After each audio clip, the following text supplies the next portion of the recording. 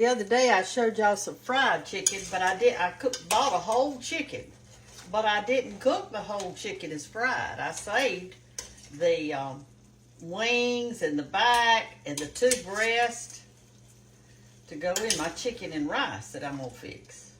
I'm gonna just put it in this platter right here until it cools a little, and then I'm going to debone it. And in the meantime, we're going to fix some stuff to go in our chicken and rice. I'll show you what. Okay, I'm going to set this to the side. Uh-oh. Let it cool because I don't want all my broth to rinse away, do I? Okay, y'all, listen. In case you need to know, those of you who didn't see my live yesterday, I went live and I told you where I was going to be this coming weekend. I'm going to be in Macon, Mississippi this coming Saturday, which will be October the 12th.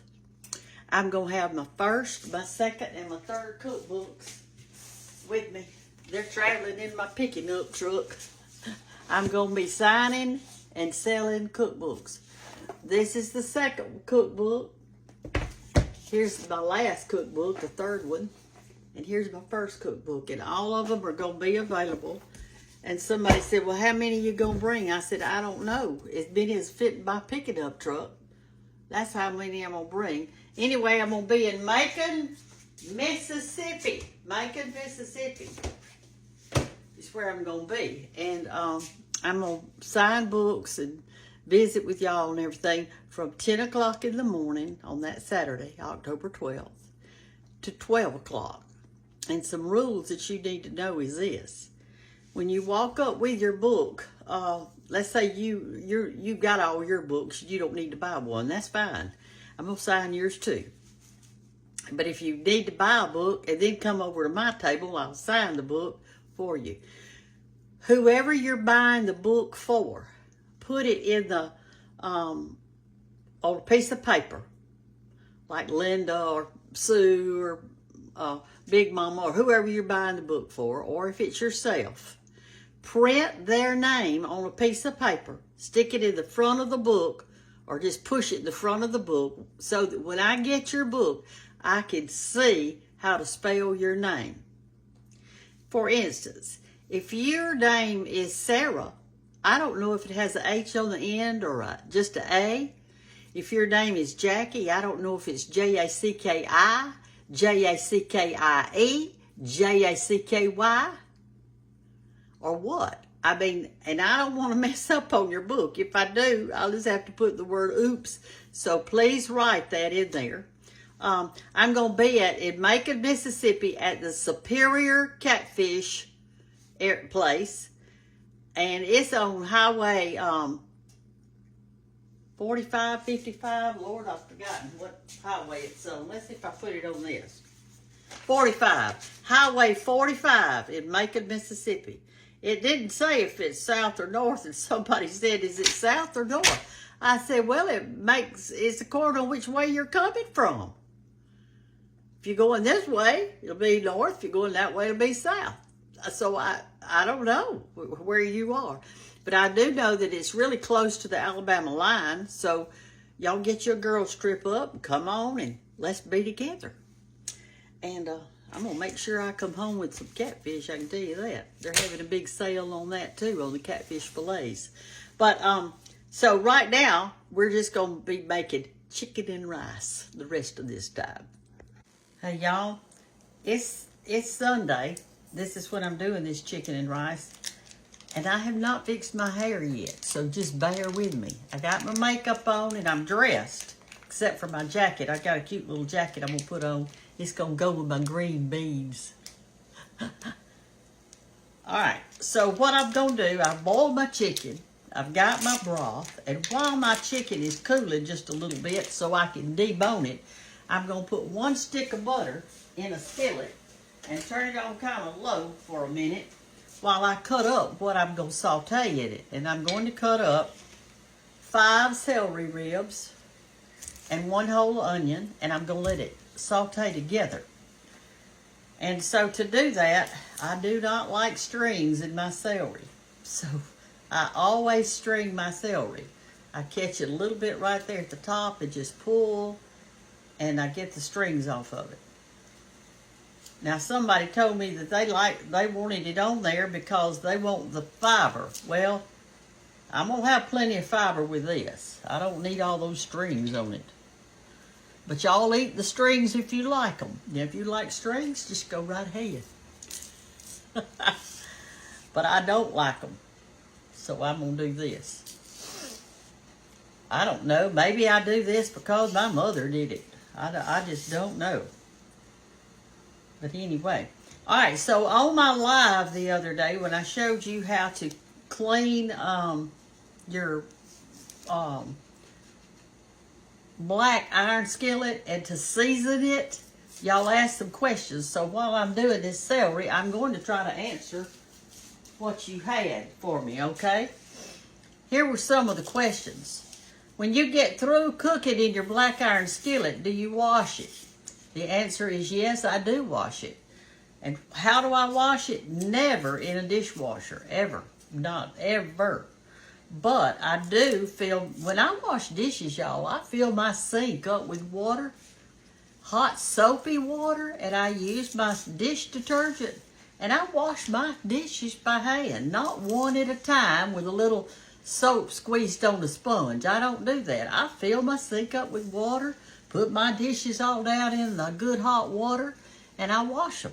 That's how I wash them. And yes, I know you can't see good because this thing is, I don't know what I'm going to do with it. I'm going to get me a new one. That's what I'm going to do.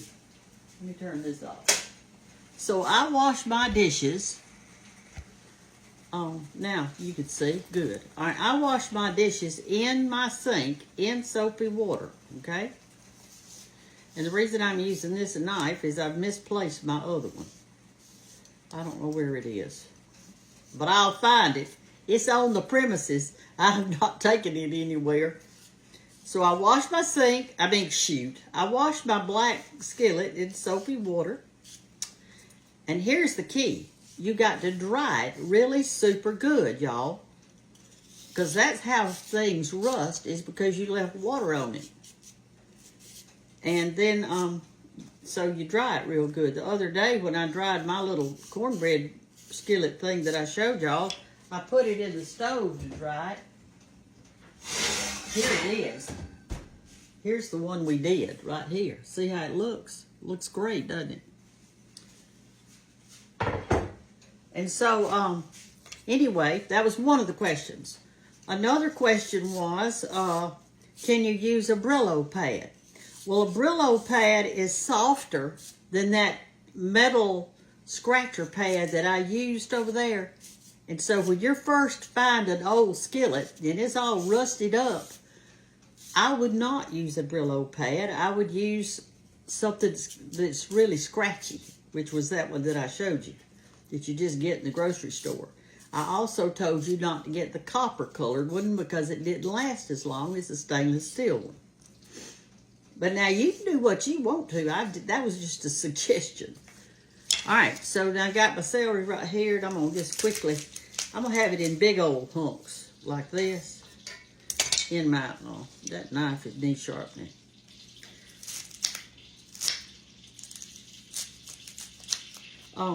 So that was one of the questions. Another question was, it was about Macon, Mississippi. Oh, one lady said, I got so excited, I thought you were coming to Macon, Georgia, till I heard you say the word Mississippi. Glory, glory. All right, let me get this cut up right here. I'll be right back.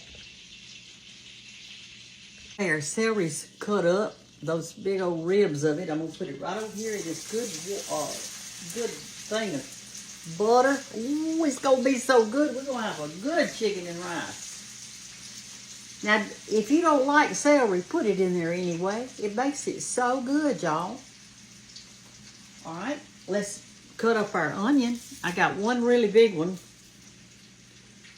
That's what I've got. I'm saving all those strings for the chickens. They like those.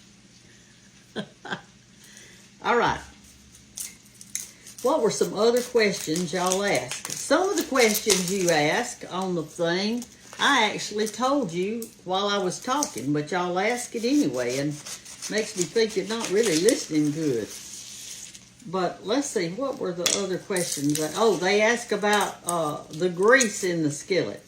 Could they season their skillet with bacon grease instead of the fat back? And the answer is yes, you can. But here's what you do. You don't put bacon grease on it and put it in the oven. You cook you some bacon in it. In other words, clean that old rusty skillet up the best you can. Then put your bacon or your fat back in it and cook it in it. And then you saw how I did the back of the skillet. You saw that. If you can't find my lives, I don't know what to say. I guess I need to wait just a little bit longer. Let me rinse this onion off. It's got some black on it. I guess I just need to wait just a little bit longer for all y'all to get on, because some of you came at the end and you didn't really know what I was doing. Did you? Let me rinse this off.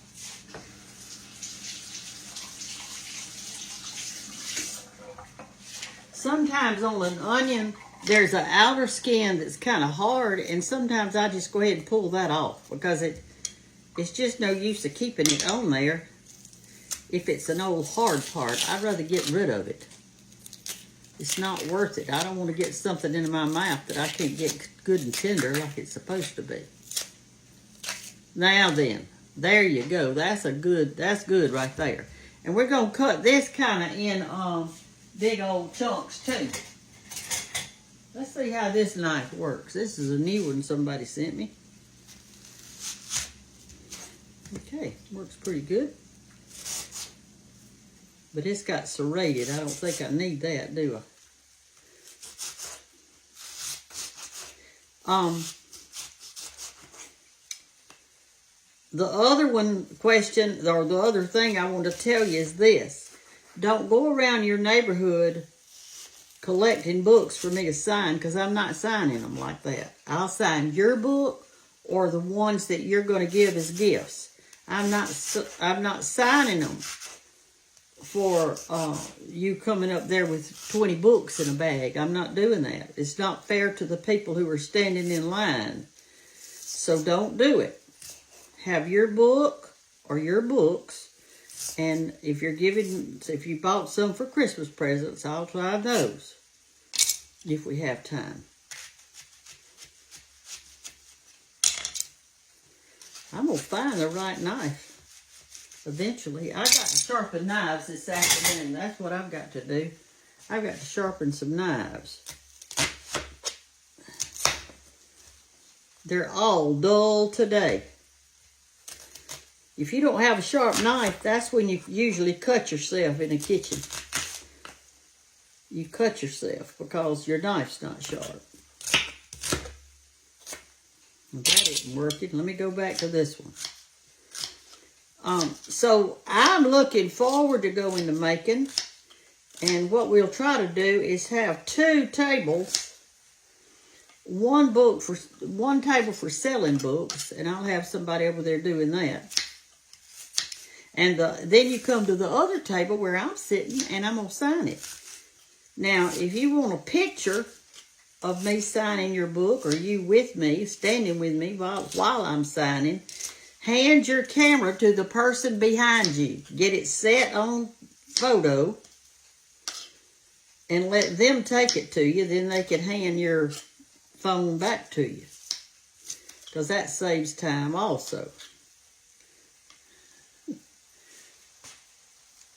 Yeah, I got to get this in there with my celery. You're talking about good. This chicken and rice is going to be delicious today. Mama used to make chicken and rice a lot when it was winter time, because it's like a comfort food. What all do y'all put in your chicken and rice? What do you put in yours? I don't know what kind of bread I'm going to fix with mine today. Probably cornbread. Cornbread, as they call it. All right, that's good enough. Let's put that in there. We're going to do this. got my rice sitting out over here in a measured cup.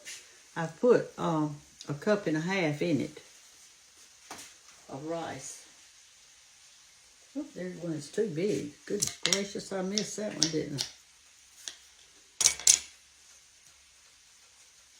When you have chicken and rice, you don't need anything else.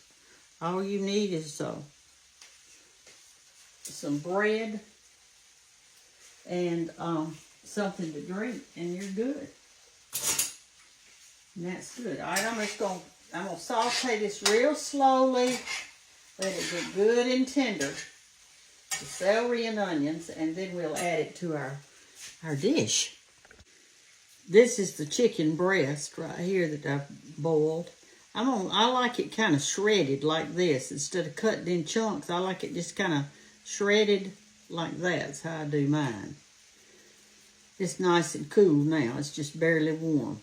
It's been sitting over there cooling. Somebody asked me the other day, said, where did you learn to cook? I said, my mama taught me. And y'all, she didn't get me in the kitchen and then say, get over here, we're going to do this recipe and you're going to learn how to do it. She didn't do that. She did it like I had to be in the kitchen, okay? And she would ask me to do little things at first. Like she'd say, how about measuring me out a cup of milk? Well, she didn't tell me where the measuring cup was, and she didn't tell me where 1 cup was. She let me find the measuring cup. Then she would let me find the 1 cup on there to see if I could. She didn't go over there and just show me. She let me do it. Children learn by doing, y'all. The adventure of doing. All right, see how this is looking? Isn't that pretty? And that's how she taught me. Or she would say, set the table. And at first she'd tell me how to set the table. In other words, if we needed a spoon, a fork, or knife, and she taught me how to put what side of the plate to put it on. She taught me all that, and then she expected me to do it, which I did.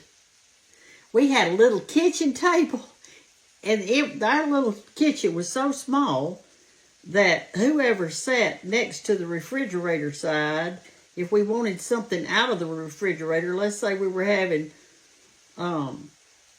French fries or something like that, and they wanted some ketchup, and it happened to be in the refrigerator, which I don't refrigerate mine, but some people do. Then you had the person that sat next to the refrigerator had to move. This is the neck, y'all, and it has good meat on it. That's the skin right there. But this neck, it has good meat on it. That's solid meat right there. They had to move their chair, get whatever it was out of the refrigerator that you wanted, then they could sit back down. Because there were 6 of us, and that little kitchen table was an oval shape. And you had the stove on one side of it and the refrigerator right on the other. The kitchen probably wasn't, I don't know, from cabinet to cabinet, I'd say maybe 6 feet or something like that. It was really tiny. Really tiny. My daddy would get up every morning and eat with us, and he had to work late at night. He didn't get in till, well, he got off work at 11, but it was on the other side of town, so it took him a while to get home. He lived in the generation that was dedicated, and I want to tell you how I know that. I grew up in Tuscaloosa, Alabama. Well, Daddy worked at Hunt Oil Company there in Tuscaloosa. That's where he retired from. And it was on the other side of town, like I said. We lived in the Northport area, okay? Sometimes Tuscaloosa had real deep snows. Not very often, but sometimes. And where we lived had hills just like this. I mean, I lived at Northwood Lake, which was, had lots of hills. I don't know which other way to say it, but they were really steep and curvy. So when it snowed, Daddy couldn't drive over all those hills to get to the main highway to go to work. So he called somebody that lived on the main highway that could travel. We couldn't get out of where we lived. And he walked. I would say it was probably 3 miles, something like that, 2 miles. It was a long way. In the snow, with his work clothes on and a big old coat, to the main highway and caught his ride. Well, that was at 3 o'clock in the afternoon that he had to be at work. But then he didn't get off of work until 11 o'clock at night. And bless his heart, he would walk at night through that snow back to the house after he got off of work. That's dedication. He was born, let's see, I think he was born in 1920, I believe it was. I'll have to look back. All right, here's all our chicken. See, you don't need the whole chicken. I fried the other part and just saved the breast and a little bit. That's plenty to go in our chicken and rice today. But he was a dedicated worker. Let me wash my hands off a little bit.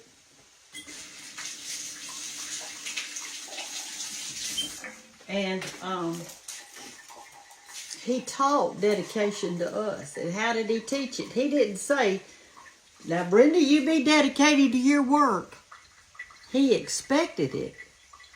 He demonstrated it, so therefore I was dedicated to my work, to my teaching, or to my whatever I happen to be doing. I do the very best I can. You know, Scripture tells us, if y'all don't read Scripture, you're missing out. Scripture tells us to do everything we do as unto the Lord. And so what does that mean? It means that everything you do in life, you should do it like Jesus is fixed to walk in the door and visit with you to have a cup of coffee. Are you going to give him a cup of good hot coffee in a styrofoam cup? Well, I know you're not. You're going to give him a good cup of coffee in your best cup. And he wants you to do your best for not just him, but for those he puts in your life. So give your child a plate, a real plate. It's your best plate. Let them eat off of it. You know, I told you, I think our tea is about ready. Let me get my ice out, y'all. That tea makes, the all sweet tea makes 1 gallon, so here's what I do. This little pitcher fits really good under here. So you got to have 4 cups of ice, and I'll show you where it comes. I'll show you what comes on that.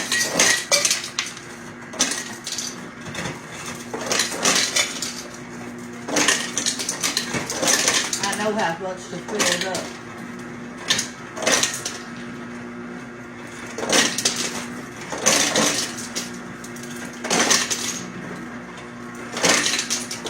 Okay, there it is. Here's what I use. A long time ago, they had these little things like that from y'all sweet tea, and I got one. It's a little magnet, so it really helps.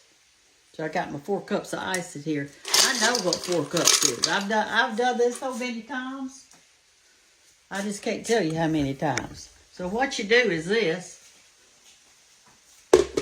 Once your tea is set for 9 minutes, and mine has, you just take your tea, and you're actually going to pour it over this pour this hot tea over that cold ice. Look how good and dark it is. Y'all see that? Y'all see how dark it is? It's rich.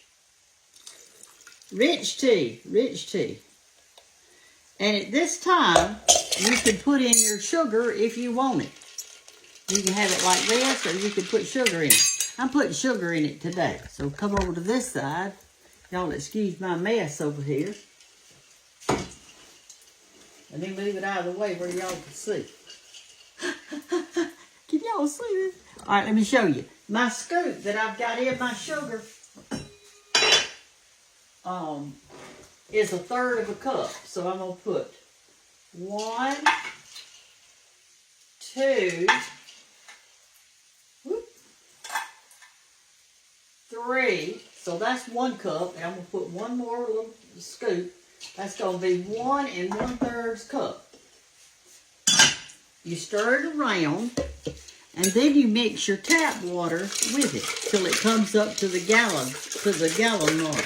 Now, if you got that Y'all Sweet Tea pitcher, then you just can measure with that. It's got the measurements on it. So you come over here to this, and you just put your water right in it, like that, and bring it up to the 1 gallon.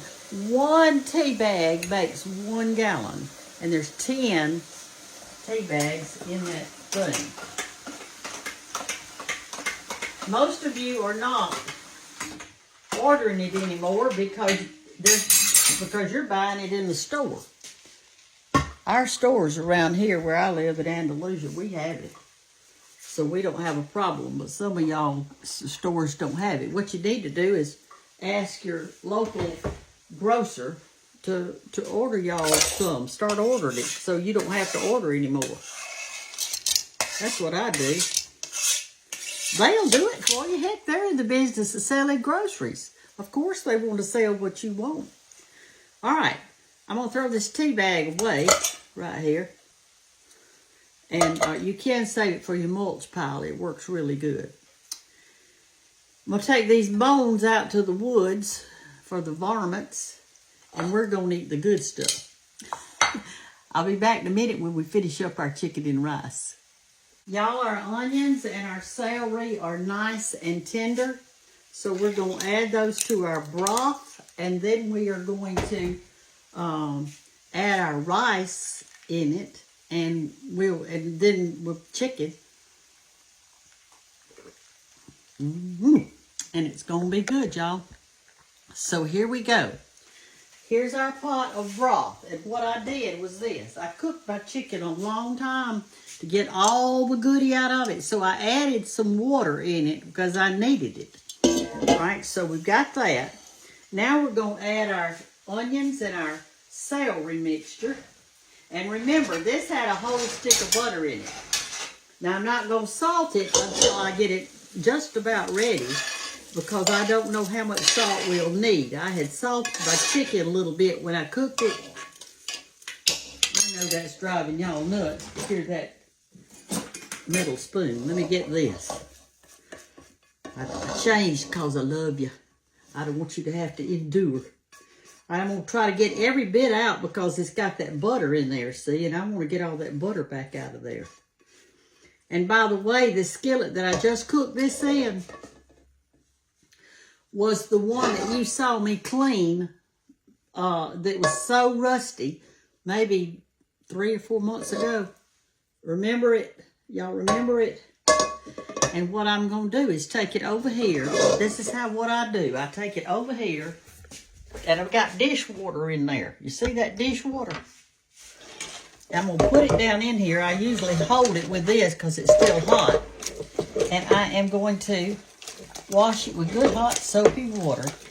Like that. On both sides. Once you season a skillet, that's all you got to do. I'm going to always rinse my skillet in hot water. And then I'm going to dry it really super good. The drying part is very important.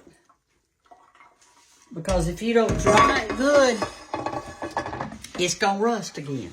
Now, I will never have to season this skillet again unless I just want to. And if I season it again, what am I going to do?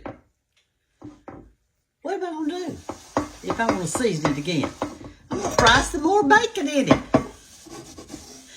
Make sure it's good and dry. All right, it's ready now for another use. It's still hot, though, because I just took it off the house and put it here on my drain rack. But this is my water, just good old hot soapy water. This is what I fixed to wash my countertop with and my chopping block with. Hot soapy water kills germs. So, let's get back over here to our chicken.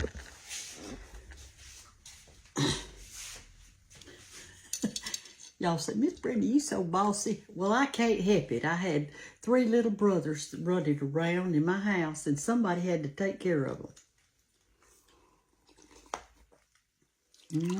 That looks good. All right, we're gonna put it back on the eye. I'm gonna turn it on high till it gets hot or boiling. Then I'm gonna put my rice in it. Like I said, I've got 1.5 cups of rice in here. Well, where's my cup side? Right here. Right there. I'm going to put 1.5 cups of rice. And then when the rice is just about done, I'm going to put that chicken in it. Okay? And then I'm going to taste it and see. I know I need pepper because I hadn't used any of that yet. But then I'm going to check it and see if I need to put some salt in it. Okay? I'll be back. Now I'm going to wash off my buffet, and this is how I do it. I take this hot soapy rag, and I'm going to go over it, all of it really good, twice at least. Put my tea boiler over there in my hot soapy water I've got going. I also wipe off the sides of my chopping block because you have to. I get flour all over it all the time. You just take a hot soapy rag, y'all, and give it a really good washing, and that's all you do. I never want to put Clorox or something like that on my chopping block because I don't want that bleachy taste on it, and I don't want it to have that chemical on it because I'll be cutting up my food on it, okay? All right, here's something you need to know, too. This needs to be dried real good because bad stuff grows on things that are wet, okay? So I'm just going to take my drying cloth and give it a good drying. Then I'll be done with this. It's ready to serve off of or chop off of or whatever we want to do. Somebody sent me some stuff. It's that you're supposed to put on here to keep it lively, keep your wood lively, because this is just plain wood. It doesn't have a finish or anything on it, see? It's just plain wood. Like that. And it worked really good. It was like it's kind of like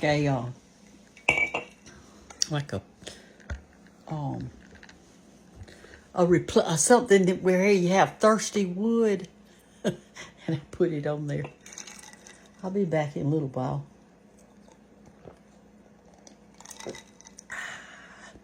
That's what my daddy always did. He'd say, ah.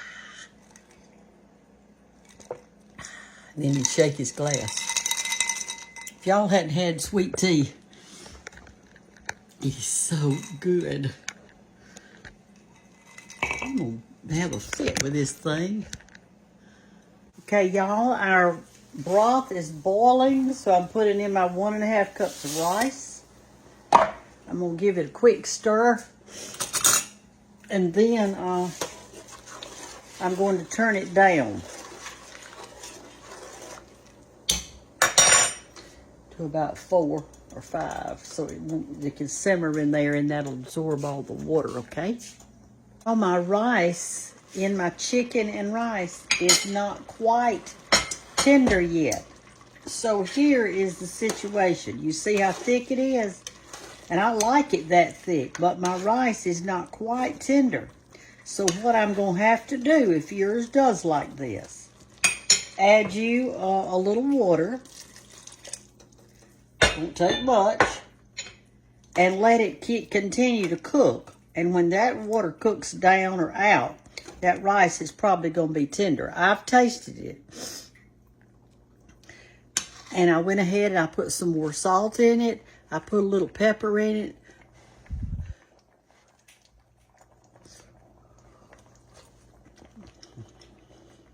And it's delicious. But my rice is not quite tender, and that's why I put a little bit more water in it just to let it be able to cook a few more minutes. While our rice is getting tender, I'm going to make just a quick little pan of cornbread. I'm going to put maybe 2 heaping tablespoons or serving spoons, not tablespoons, of cornmeal in here. Maybe a little extra. I'm going to put some buttermilk in here.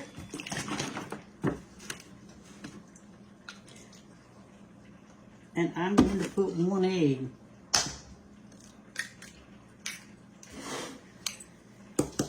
And here is my cornbread skillet. You know, I told you all that you needed a cornbread skillet.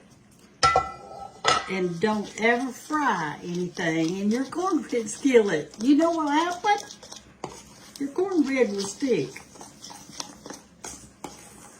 So what I thought we could do today too is do this. We could put some in that thing that we made, that we fixed, this one.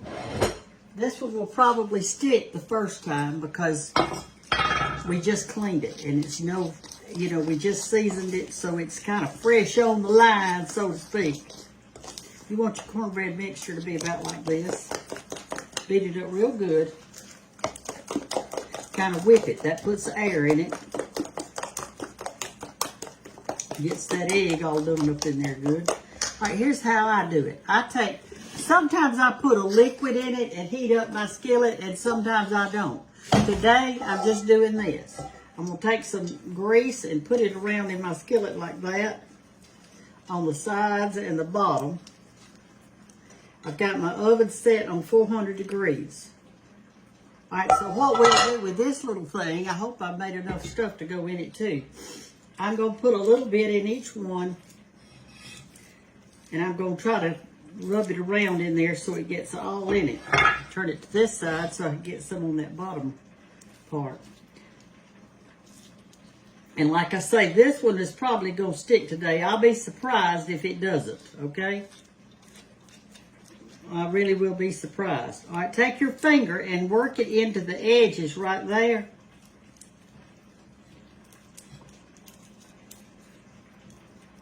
And I could use oil, but I don't want to. I want this, I do not. I'm going to try my best for it not to stick this time. And remember, the more you use it, it'll just pop right out. But at first, it probably won't. So just be patient with your own cornbread thing. All right, here we go. I'm going to fill it first. All right, I think I've got it greased good. Don't y'all think so? All right, what we'll do is when you put this in here, you want it to be kind of like the length of it, so kind of just do back and forth just a little bit. Not too full. These are real good when you put butter on them and everything. But it probably will stick, so don't be disappointed the first time. But then from then on out, you'll be good.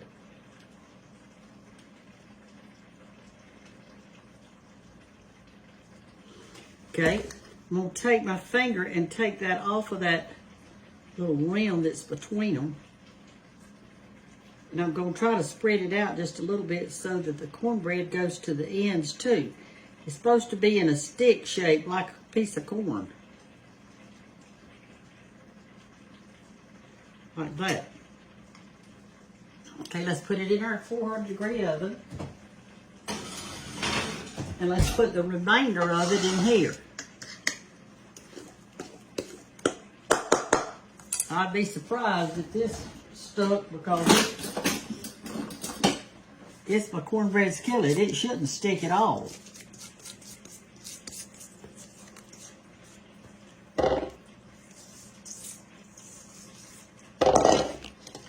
Do it around so it gets to even up all the way around.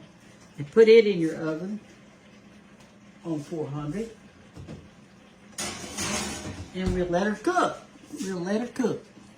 Okay, y'all, it's time to go to church. So here's what you do. When you get your chicken and rice made, and mine is made, y'all come over here and look. This is how you put it in, leave it in your pan. Look how good it looks. See, it's the right thickness. That's what you want right there. Look at the light over here where you can see better. See there? And it is going to be delicious. You don't want it soupy, okay? And I will put the top on it. I've got it turned off, but it's good and hot. And so now we're going to get out our cornbread to go with it, okay? And then we're going to head out the door. All right, so let's get our cornbread. You'll do the cornbread skillet first. Now, this is the one that's supposed to not stick. Because all I do it is cornbread, so we're going to hope it's ready. And there you go. Perfect. See there? It's perfect. Now here's what Miss Gantt always did. My mother-in-law. Let me show you what she did.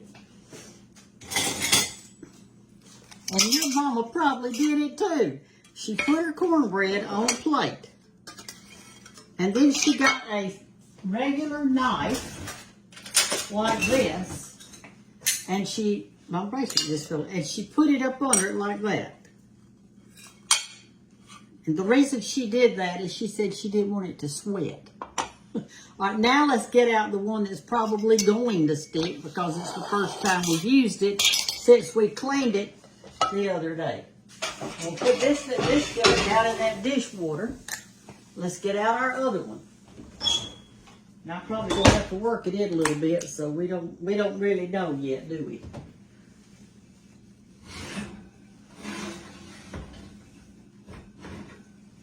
All right, here it is. Now we're hoping. I don't know, but we're hoping. All right, let me turn my oven off so I won't forget that. All right, I think I'll get 2 knives and see if they will pop out of here. Let's try that one. Yay! Oh my gosh, it worked. Look, it didn't stick the first time. Look, isn't that beautiful? Looks like a piece of corn, doesn't it? I'm so excited. Look at that. Isn't that pretty? We cleaned this pan. We got it at a junk shop. It was rusty, and now we can make us some corn sticks. Let's get them all out. Let's hope they all did that good. Oh, my word. I'm so excited. I am excited. Because a lot of times, the first time when you do your cornbread stuff, it'll stick. Now, remember what we're going to do. I fixed to wash this in the dishwater. But I think what I'll do is turn it upside down in my stove, since my stove's still hot, to dry it. Because you want all in between all those little things to be dried. Okay, y'all. It worked. Here's your cornbread stick right here. And all you do is this. Let me show you what to do. I feel like y'all know what to do. But I feel like I better just show you, just in case. You know why I'm showing you, don't you? Because I want to try it. I'm playing like I'm buttering me a piece of corn. I like these because crunchy's all around them. And I like crunchy. Lord, I love crunchy. My sweet George, he liked soft cookies, and I liked hard cookies. Here you go. Look. Oh, it's so good. You're going to love it. I might just stand here and eat this whole stick of butter with that.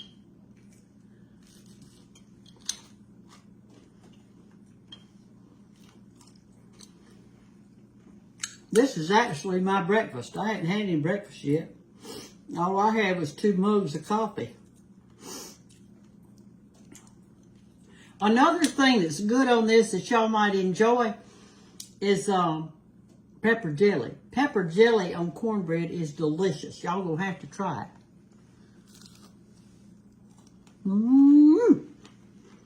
Well, let me get over there and wash my skillets and dry them really super good. And remember, when you have a cornbread, you need a cornbread skillet. And do not fry anything in it. Because if you do, and it sticks, you can just say, well, Miss Brenda told me not to do this. Y'all remember to do everything you do today as unto the Lord. That's what Scripture tells us. And I can tell you this, when He tells us something in His Scripture, it's so.